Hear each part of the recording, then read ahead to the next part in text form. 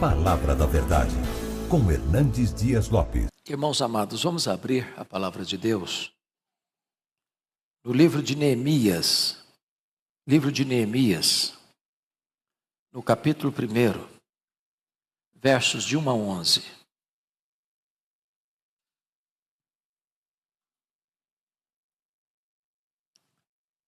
Neemias, capítulo 1, versos de 1 a 11. Está escrito as palavras de Neemias, filho de Acalias. No mês de Quisleu, no ano 20º, estando eu na cidadela de Suzã, veio Anani, um de meus irmãos, com alguns de Judá. Então lhes perguntei pelos judeus que escaparam e que não foram levados para o exílio e acerca de Jerusalém. Disseram-me, os restantes que não foram levados para o exílio e se acham lá na província, estão em grande miséria e desprezo. Os muros de Jerusalém estão derribados e as portas queimadas. Tendo eu ouvido estas palavras, assentei-me e chorei, e lamentei por alguns dias. E estive jejuando e orando perante o Deus dos céus. E disse, Senhor Deus dos céus, Deus grande e temível, que guardas a aliança e a misericórdia para com aqueles que te amam e guardam os teus mandamentos. Estejam, pois, atentos os teus ouvidos e os teus olhos abertos, para acudires à oração do teu servo, que hoje faço a tua presença, dia e noite, pelos filhos de Israel, teus servos. E faço confissão pelos pecados dos filhos de Israel, os quais temos cometido contra ti, pois eu e a casa de meu pai temos pecado. Temos procedido de todo corruptamente contra ti. Não temos guardado os mandamentos, nem os estatutos, nem os juízos que ordenaste a Moisés teu servo. Lembra-te da palavra que ordenaste a Moisés teu servo, dizendo, se transgredirdes, eu vos espalharei por entre os povos. Mas se vos converterdes a mim, e guardardes os meus mandamentos, e os cumprirdes, então, ainda que os vossos rejeitados estejam pelas extremidades do céu, de lá os ajuntarei, e os trarei para o lugar que tenho escolhido para ali fazer habitar o meu nome. Estes ainda são teus servos, e o teu povo que resgataste com teu grande poder e com tua mão poderosa. Senhor, estejam, pois, atentos os teus ouvidos à oração do teu servo e a dos teus servos que se agradam de temer o teu nome. Concede que seja bem-sucedido hoje o teu servo e dá-lhe mercê perante este homem. Nesse tempo, eu era copeiro do rei. Amém. Eu quero meditar com vocês sobre o tema orando por causas impossíveis. Orando por causas impossíveis. O pano de fundo do livro de Neemias, certamente, é o chamado cativeiro babilônico. As 10 tribos do norte já tinham sido levadas cativas pela Síria no ano 722 a.C. As 2 tribos do sul, Judá e Benjamim, ainda permaneceram, mas desobedecendo a Deus, tapando os ouvidos à voz dos profetas de Deus, chegou também a hora da sua disciplina. E então a Babilônia, o grande, maior império que já havia prevalecido sobre a Síria, cerca Jerusalém em 606, e leva os vasos do templo, os vasos de ouro, e leva cativo alguns nobres, dentre eles Daniel. 10 anos depois, em 596 a.C., a Babilônia retorna e leva mais alguns para o cativeiro, dentre eles Ezequiel.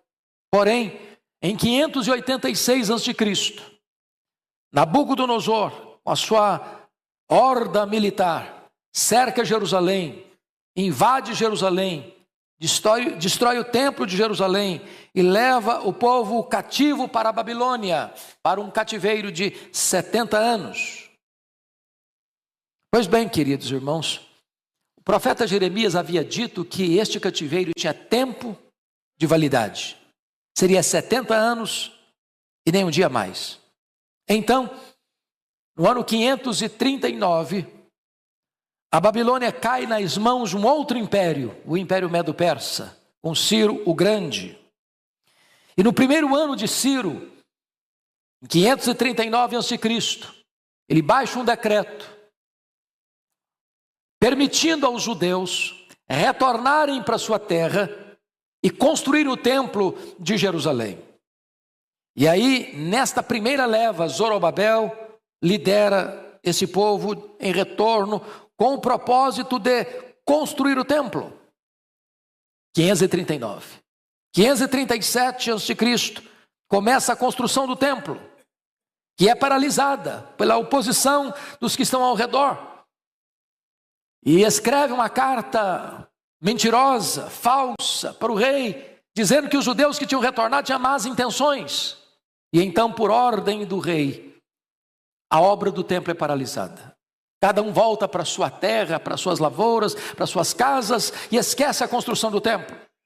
Deus levanta nesse tempo os profetas Ageu e Zacarias para encorajar o povo a retomar a reconstrução do templo. E então, em 515 a.C., o templo foi completado e dedicado ao Senhor. Mas, agora, no governo de Artaxerxes, que governou dos anos 465 ao ano 429, precisamente no ano 458 a.C., veio a segunda leva dos judeus, sob a liderança de Esdras, agora para instruir o povo acerca da lei de Deus. E quando ele chega, ele toma um susto, porque os sacerdotes, os líderes, haviam se casado com mulheres pagãs, comprometendo assim a pureza da fé, com as mesmas causas que levaram o povo para o cativeiro. E Esdras fica tão triste, tão doído com isso, que ele rasga a sua roupa, que ele raspa a sua cabeça, e ele lamenta profundamente e conclama o povo a um arrependimento. Porém, lá no final do governo de Artaxerxes, a Bíblia diz que no 20º ano dele, por volta do ano 444, Neemias, que era copeiro do rei na capital, em Suzã, recebe a visita de seu irmão Anani. E ele então pergunta para Anani, de forma muito específica, e a pergunta é essa: eu perguntei pelos judeus que escaparam e que não foram levados para o exílio acerca de Jerusalém. Ele não conhecia Jerusalém, ele tinha nascido já no exílio, ele ocupava uma posição de muita importância, ele era o copeiro do rei, isso era um cargo de altíssima confiança, era um homem que tinha acesso ao rei diariamente. E a resposta que ele recebe de Anani perturba sua alma, aflige o seu coração, porque a resposta foi essa: disseram-me, os restantes que não foram levados para o exílio e se acham lá na província, estão em grande miséria e desprezo. Os muros de Jerusalém estão derribados e as suas portas queimadas. E aqui, meus irmãos, nós vamos encontrar este homem, Neemias, se levantando. É curioso que dois homens são importantes nesse processo da volta. Esdras é o homem da Bíblia, é o homem da palavra, é o mestre, é o escriba, é o especialista na lei de Moisés, que vem para ensinar o povo a lei de Deus. Mas Neemias é o homem de oração, é o homem que se coloca na brecha, é o homem que intercede pelo povo. E então eu chamo a sua atenção para nós olharmos algumas lições preciosas acerca deste homem, Neemias, que ora por causas impossíveis. Chamo a atenção de vocês para o fato de que ele retorna no ano 444. Como Jerusalém caiu em 586, eu estou falando que 142 anos depois da queda de Jerusalém, a cidade ainda está arrasada. Montões e montões de pedras e escombros, pedras reviradas, os muros quebrados, as portas queimadas a fogo. O povo que estava lá, Diz o texto, está em grande miséria. Grande miséria é pobreza extrema. E desprezo. Desprezo é pior que pobreza. Desprezo significa que ninguém se importa. Ninguém está nem aí. E é nessa conjuntura que esse homem se levanta para orar. Por uma causa humanamente impossível. E eu chamo a sua atenção para alguns pontos. Primeiro, quais são as marcas desse intercessor? Desse homem de oração? Primeiro, o intercessor é alguém que sente o fardo do seu povo sobre os seus ombros. Por favor, leia em voz alta comigo o verso de número 4. Vamos juntos. Tendo eu ouvido essas palavras, assentei-me e chorei, e lamentei por alguns dias, e estive jejuando e orando perante o Deus dos céus. Preste atenção nisso.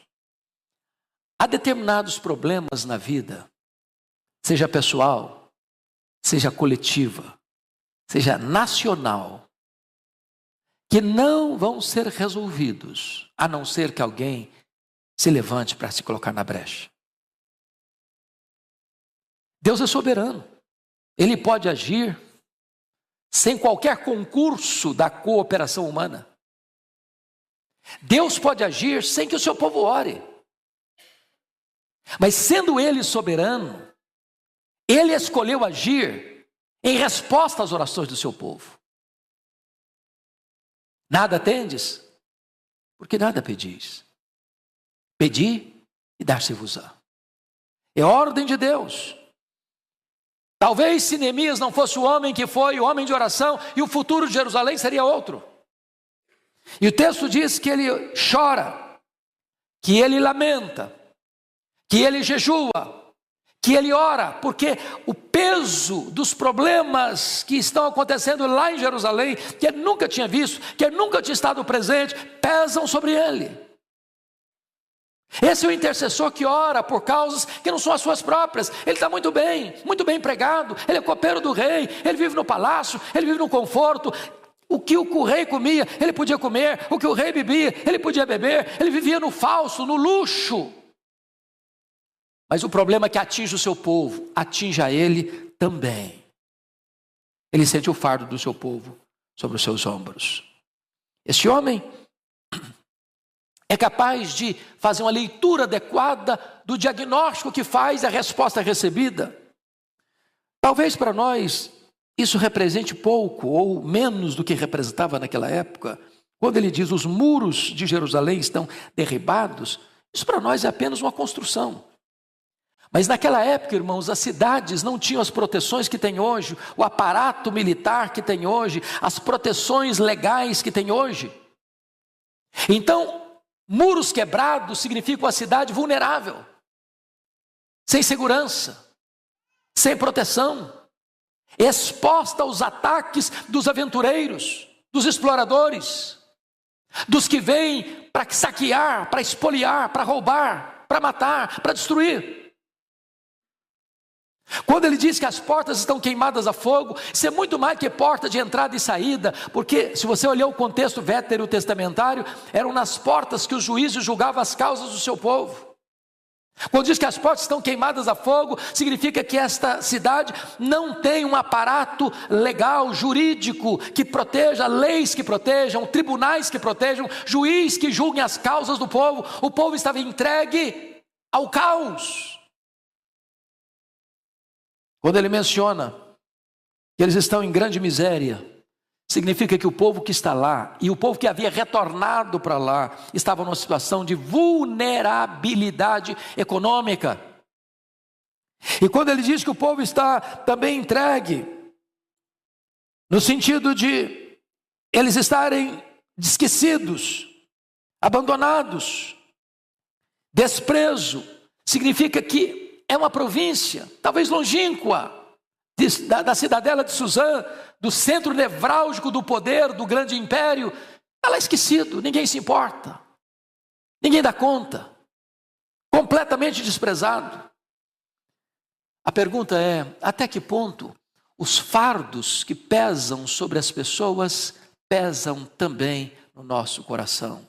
se a nossa realidade é diferente daqueles que estão passando sofrimento. Vamos pegar o caso hoje, Rio Grande do Sul. Você pode imaginar o que é uma pessoa perder sua casa? Gastou a vida inteira para construir. De um dia para a noite a casa não existe mais. Você já pensou o que é um comerciante que lutou a vida inteira para ter um supermercado? E de repente a chuva vem e arrasta não só a casa, mas leva tudo que ele tem armazenado ali. Nós estamos muito bem confortados na nossa casa, com a nossa cama quentinha, com a nossa roupa passadinha, com a nossa comida sobre a mesa. Às vezes o problema é que pesa nos ombros dos outros, não pesa de igual modo na nosso coração. O intercessor sente a dor do outro pulsando e latejando no seu próprio peito. Segundo lugar, o intercessor é alguém que reconhece a soberania de Deus sobre a sua vida. Veja comigo o verso 5, a parte A. E ele disse: Ah, Senhor, Deus dos céus, grande e temível. Irmãos amados, só uma notinha de rodapé.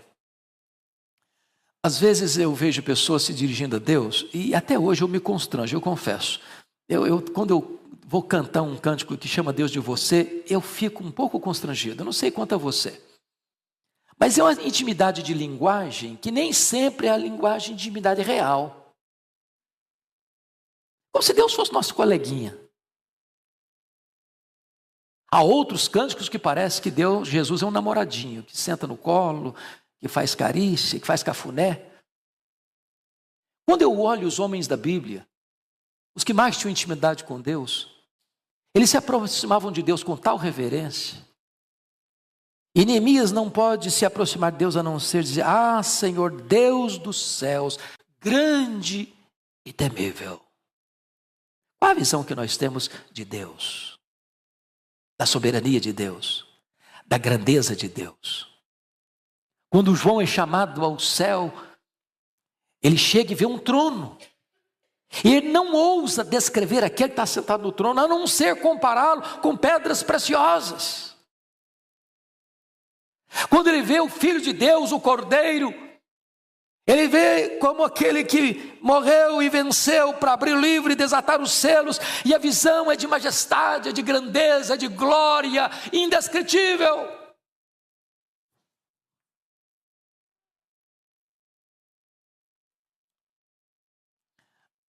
Quando você ora, você não está orando a alguém igual a você. Você está orando ao soberano Senhor do universo. Você está orando àquele que está no trono, aquele que tem o controle do universo, das nações, da história em suas poderosas mãos. Você está orando àquele que tem poder para agir, aquele que tem poder para reverter o quadro, para mudar o placar do jogo, para virar a mesa da história. Você está orando ao todo-poderoso Deus.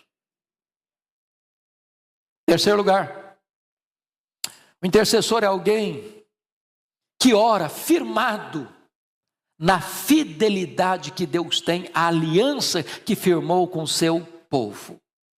Veja comigo o verso 5, a parte B, quando ele diz assim: que guardas a aliança e a misericórdia para com aqueles que te amam e guardam os teus mandamentos. Meus irmãos, uma das doutrinas mais consoladoras da Bíblia é a doutrina da aliança.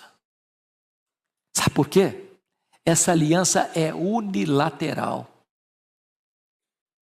Deus fez aliança. Deus é o fiador da sua própria aliança. Não tendo ninguém maior do que ele para jurar, jurou por si mesmo.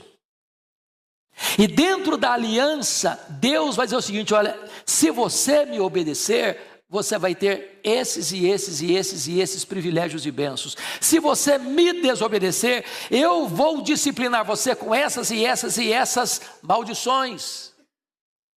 Mas se você se arrepender, eu vou lá e restauro você de volta. Mesmo quando você erra contra mim, a minha aliança não é anulada. Eu vou manter a minha aliança, vou disciplinar você, vou trazer você ao reconhecimento do erro e vou restaurar você oportunamente. Isso é o Deus da aliança. Deus da aliança. Sabe o que significa isso? Deus nunca vai jogar você na lata de lixo porque você errou. Ele vai disciplinar, mas não vai quebrar a aliança. Porque essa aliança Ele firmou, não no sentido de duas partes iguais. Ele nos incluiu na sua aliança soberana. Bendito seja Deus. Quarta verdade que esse texto nos ensina, irmãos. O intercessor é alguém que não apenas chega para Deus e diz: Senhor, o Senhor podia fazer isso. Quem sabe o Senhor faça. Então eu vou deixar essa causa aí nas suas mãos e vou ficar de braços cruzados, porque eu sei que o Senhor sabe tudo, e vê tudo, e conhece tudo. Então, estou falando para o Senhor e nunca mais eu vou voltar nesse assunto, tá bom? Olha comigo, por gentileza, o versículo de número 6. Leia comigo em voz alta. Vamos juntos? Estejam, pois, atentos os teus ouvidos e os teus olhos abertos, para acudires à oração do teu servo, que hoje faço a tua presença, dia e noite, pelos filhos de Israel, teus servos. Até aqui. Até aqui. Bom, se Deus sabe tudo e Ele sabe tudo, se Deus não tem perda de memória, e Deus não tem perda de memória, por que nós deveríamos orar e insistir? Nem ter descanso e nem dar a Deus descanso. Está lá em Isaías 62. Não descanseis, nem deis a Ele descanso. Essa oração que não abre mão da resposta de dia e de noite. Como Jesus ilustrou na parábola daquela viúva que está importunando o juiz, está todo dia: julga minha causa, julga minha causa, julga minha causa, julga minha causa. E o camarada ficou tão irritado que ele julgou a causa para não ficar perturbado. É claro que a parábola é por contraste. Deus não fica cansado de você, não.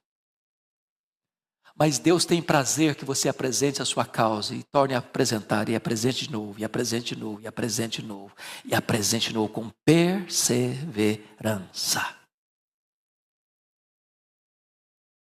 Às vezes nós desistimos cedo demais. Às vezes nós recuamos cedo demais. Às vezes nós jogamos a toalha cedo demais. Talvez precisamos daquela postura de Jacó: eu não te deixarei ir se tu não me abençoares. Quinta lição que aprendemos com Neemias: o intercessor é alguém que reconhece os seus próprios pecados, reconhece os pecados do seu povo e se identifica com eles.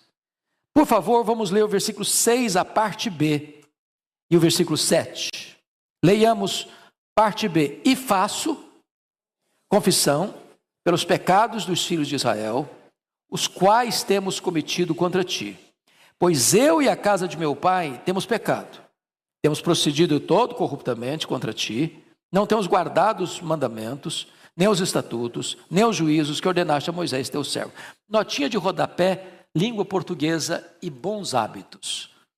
Quando você for falar de uma coisa positiva, você e outra pessoa fizeram alguma coisa positiva, coloque o outro na frente. Fulano de tal e eu fizemos. Certo? Não bote o seu nome na frente, que é deselegante. Eu e o fulano fizemos. O fulano e eu fizemos. Quando é positivo. Quando é negativo, um erro, eu e o fulano cometemos esse delito. Eu e o fulano cometemos esse erro. Percebe você que quando se trata de uma confissão de pecado, de um reconhecimento de erro, olha como é que ele se dirige. Veja aí: faço confissão pelos pecados dos filhos de Israel, os quais temos cometido contra ti. Pois eu e a casa de meu pai temos pecado. Ele não diz a casa do meu pai e eu não. Eu e a casa do meu pai. Ficou claro o princípio? É claro? Então, se uma coisa boa, o outro vem primeiro, você em segundo. Se uma coisa ruim, você é primeiro e o outro em segundo. Isso é polidez no trato. Bom, deixando isso de lado, deixando o português de lado, que eu não entendo tão bem, mas o ponto que eu quero levantar aqui é o seguinte: nós não podemos nos aproximar de Deus para orar sem reconhecer que nós somos pó e cinza. Alguém já disse aí nas brincadeiras que todo arminiano, quando ora, é um calvinista. E todo calvinista, quando prega, é um arminiano. Porque não dá para você ajoelhar sem reconhecer que Deus é soberano. Não dá para você se colocar de joelhos para orar sem saber que Deus é santo, santo, santo e ver quão pecador você e eu somos. Ou seja, quem ora não chega diante de Deus de peito estufado, reivindicando direitos, pleiteando direitos, exigindo alguma coisa. Ao orar, reconheça isso. Eu não sou digno de estar na presença daquele que é santo, santo, santo. Os próprios serafins cobrem o rosto diante dele. Então Neemias, antes de interceder de forma plena, ele vai entender uma coisa. Eu e a casa do meu pai temos pecado, temos feito o que é mal. E Deus já havia dito isso. E se o povo quebrasse os preceitos da aliança, viria o juízo. Viria o juízo. Então começa com confissão. Por que é o cativeiro? Por que o cativeiro aconteceu? Por que a Babilônia entrou em Jerusalém? Por que o próprio Deus, conforme Daniel capítulo 1 diz, que o próprio Deus entregou nas mãos do Nabucodonosor os vasos do templo? Babilônia não entrou lá porque era mais forte militarmente falando, porque tinha mais recursos bélicos da época. Não. Deus entregou. E entregou por quê? Porque o povo pecou. Ainda hoje, Deus não permite que você e eu pequemos vitoriosamente. O pecado tem consequência. E a disciplina é inevitável. E o reconhecimento disso é da mais alta importância. E aqui vem não só o reconhecimento do pecado, aqui vem a confissão do pecado. É confessar e abandonar. Aí tem a bênção do perdão e da restauração. Sexto lugar, penúltimo lugar. O intercessor é alguém que se estriba nas promessas da palavra de Deus. Primeira promessa. Veja você, versículo 8, a parte A. Lembra-te da palavra que ordenaste a Moisés, teu servo. Sabe o que significa isso? Essa é a maneira mais eficaz de orar. É quando você diz para Deus o que Deus disse na sua palavra. É orar com base nas promessas de Deus. Pastor Arival tem um devocional maravilhoso, que é um devocional para o ano todo, orando as promessas de Deus. O que é orar as promessas de Deus? É você orar com base naquilo que Deus já prometeu. Deus é avalista da sua própria palavra. Deus não deixa nenhuma das suas promessas cair por terra. Promessa de Deus e realidade são a mesma coisa. Então ele está orando aqui com base na palavra e na promessa de Deus, porque Deus tem zelo pela sua palavra em a cumprir. Segundo lugar, sabe que a disciplina de Deus vem sobre a desobediência. Olha o versículo 8, a parte B. Se transgredirdes, eu vos espalharei por entre os povos. Sem sair do texto, para você ter dificuldade de voltar lá, leia comigo lá em Levítico 26, 33, por gentileza. Levítico 26, 33. Eu queria que você lesse isso em voz bem clara, bem eloquente, por gentileza. Já está na tela, vamos ler. Espalhar-vos-ei por entre as nações, e desembainharei a espada atrás de vós. A vossa terra será assolada, e as vossas cidades serão desertas. Neemias está há 142 anos da invasão de Jerusalém, e a cidade ainda está cheia de escombros, de pedras reviradas, de muros quebrados, de portas incendiadas. E ele pode dizer, sabe por que isso aconteceu? Por causa do pecado, da desobediência, da transgressão. Terceiro lugar, confira comigo aí. Ele sabe que o arrependimento redunda em restauração. Versículo 9, toda a igreja comigo. Neemias 1:9, vamos juntos? Mas se converterdes a mim e guardardes os meus mandamentos e os cumprirdes, então ainda que os vossos rejeitados estejam pelas extremidades do céu, de lá os ajuntarei e os trarei para o lugar que tenho escolhido para ali fazer habitar o meu nome. Louvado seja Deus! Aquele que encobre as suas transgressões jamais prosperará, mas quem as confessa e deixa, alcançará misericórdia. O que Deus está dizendo é o seguinte, olha, Neemias está dizendo para Deus, Deus, o Senhor prometeu, e eu estou aqui reconhecendo o pecado do meu povo, eu sou o primeiro da lista nesse pecado, e eu estou confessando a Ti o meu pecado, eu estou na brecha em favor do meu povo. Então, Senhor, o que o Senhor prometeu de disciplinar, o Senhor já fez, o Senhor nos mandou para todo lado, aí estamos espalhados por todas as terras, mas agora, Senhor, lembra que também o Senhor prometeu que se nós nos arrependêssemos, se nós nos voltássemos para Ti, o Senhor nos chamaria dos mais diversos lugares do mundo e nos traria de volta para a nossa terra, porque o Teu plano não pode ser frustrado.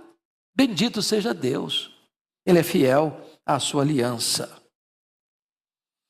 Mas, amados, o versículo 10 para mim é da mais alta importância de consolação.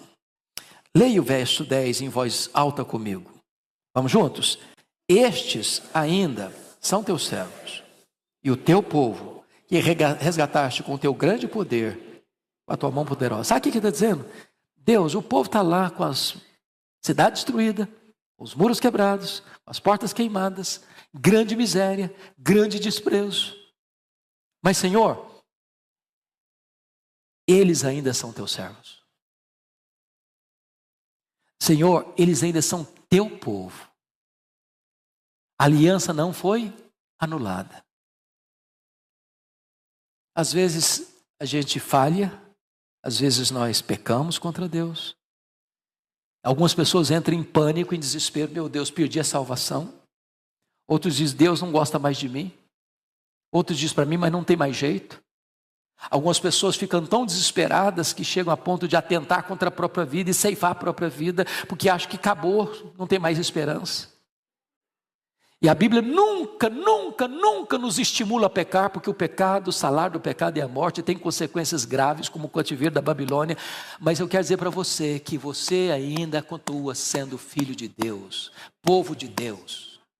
Deus não deixou você de lado, Deus não deixou de amar você, Deus tem um plano na sua vida, Deus quer restaurar você, Deus quer trazer você de volta, Deus quer colocar você no lugar que é a vontade dEle, Deus quer abençoar a sua vida, então é hora de voltar, não importa onde você foi, não importa quão longe você tenha ido, não importa quão profundamente você tenha caído, hoje Deus quer restaurar a sua vida, hoje Deus quer trazer você de volta para a presença dEle, para a alegria da presença e da comunhão com Ele. Ele é o Deus da aliança e essa aliança nunca será quebrada, bendito seja o seu nome. Mas terminando, versículo 11. Quem ora por causas impossíveis, não apenas ora, mas se coloca nas mãos de Deus para agir. Versículo 11, toda a igreja comigo. Ah, Senhor, estejam pois atentos os teus ouvidos, à oração do teu servo, e ai dos teus servos que se agradam de temer o teu nome. Concede que seja bem sucedido hoje o teu servo, e dá-lhe mercê perante este homem. Esse tempo era o copeiro do rei. Que homem é esse? Artaxerxes, o grande rei da Pérsia, situado em Suzã, capital. E ele é o copeiro. E ele tem permissão de entrar na presença do rei. E ele sabe que ele não pode ir lá em Jerusalém sem permissão. E ele sabe que ele não pode ir com permissão, mas sem recursos nas mãos. E ele sabe que ele não pode chegar lá sem autorização de que eu estou vindo em nome do rei. E ele sabe que ele não tem argumentos suficientes para apresentar ao rei. E esse homem acredita que Deus responde a oração. Ele acredita que o coração do rei está nas mãos de Deus. Deus pode inclinar o coração do rei. Deus pode estrancar portas fechadas. Deus pode abrir caminhos onde não tem caminho. Ele pode abrir o mar. Ele pode fazer do deserto um caminho. Ele pode fazer um milagre. Ele pode fazer o impossível por meio da oração. Ele ora. Relâmpagamente ele ora. E em resposta à sua oração, o rei entendeu a sua causa. O rei enviou a Jerusalém. O rei deu recursos suficientes para reconstruir a cidade. E diz a Bíblia que agora ele não é apenas um homem de oração, ele é também um homem de ação, porque oração significa ação também. Você não ora e cruza os braços, você ora e age. Você ora e trabalha. E diz a Bíblia que então Neemias, no ano 444, 142 anos que Jerusalém tinha sido destruída, ainda estava cheia de escombros. Ele chega, ele inspeciona, ele conclama, ele convoca, ele comissiona, ele acompanha, ele enfrenta os inimigos de fora e de dentro. E diz a Escritura no capítulo 6, confira aí comigo, versículo de número 15, que uma obra que tinha 142 anos, que ninguém entendia como podia reconstruir em 52 dias, toda a obra foi feita e inaugurada. Louvado seja o Senhor. Leia comigo 6:15, por favor, em voz alta.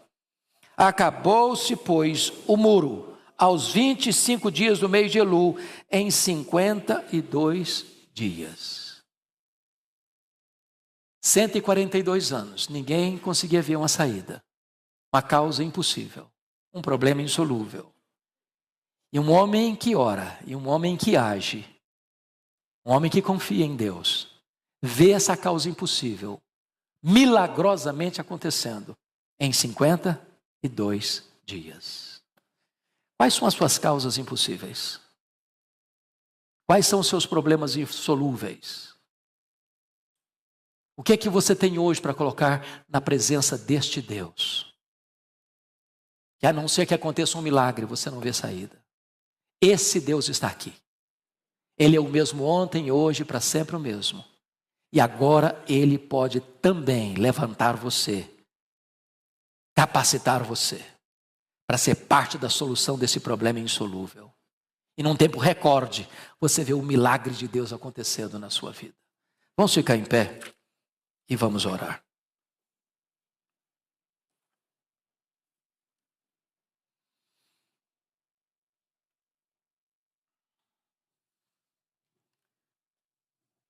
Tem alguém aqui hoje precisando de um milagre do Senhor na sua vida, na sua família?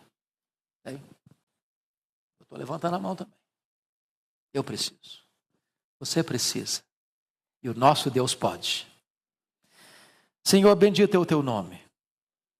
Porque tu és o Deus Todo-Poderoso, grande e temível, Deus dos céus, Criador dos céus e da terra. Está assentado no alto